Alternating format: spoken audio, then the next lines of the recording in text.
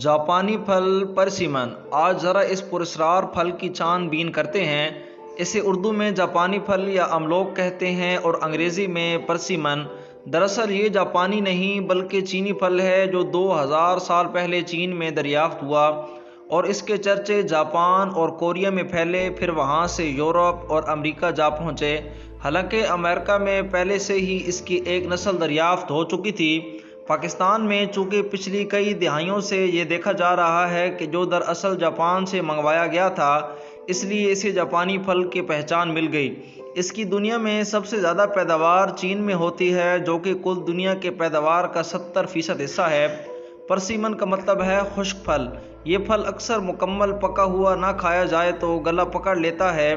اصل میں ایسا اس میں موجود ایک کیمیکل ٹیننز کی وجہ سے ہوتا ہے اور یہ نقصان دہ نہیں ہے، بس اس کو پکنے کے بعد کھائیں۔ کچے پھل کو پکنے یا نرم کرنے کے لیے اسے چاولوں یا بھورے بیگ یا اخبار وغیرہ سے ڈھانک کر رکھ دیں اور کچھ دنوں بعد دیکھیں۔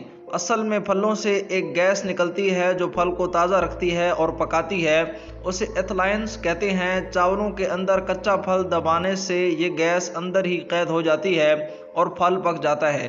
یہ ایتھولائن گیس سیب کے پھل میں بھی زیادہ ہوتی ہے، اس لیے اسے سیب کے ساتھ رکھنے سے بھی یہ پک کر بالکل نرم پولا ہو جائے گا اور انتہائی مزیدار ذائقہ دے گا۔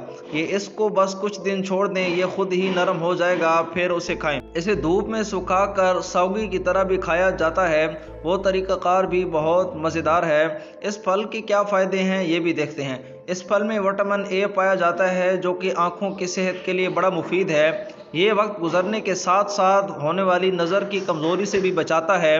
وٹامن اے آپ کے جسم کے امیون سسٹم کو بہتر کر کے کئی قسم کے کینسرز اور جلد بیماریوں سے محفوظ رکھتا ہے۔ اس میں فائبر پایا جاتا ہے جو پیٹ کے لیے بڑا زبردست ہے۔ یہ قبض کو دور کر کے نظام کو بہتر کرتا ہے۔ بلکہ یہ نہیں بلکہ فائبر شوگر لیول اور کولیسٹرول کو بھی بہتر کر کے دل کو مضبوط کرتا ہے۔ یہ موٹاپا دور کرنے میں بھی بہترین ہے اور بھوک ختم کرتا ہے۔ چین، جاپان وغیرہ میں اس کے بنے بسکٹ ملتے ہیں جن کے کھانے سے ہی بھوک کا احساس ختم ہو جاتا ہے۔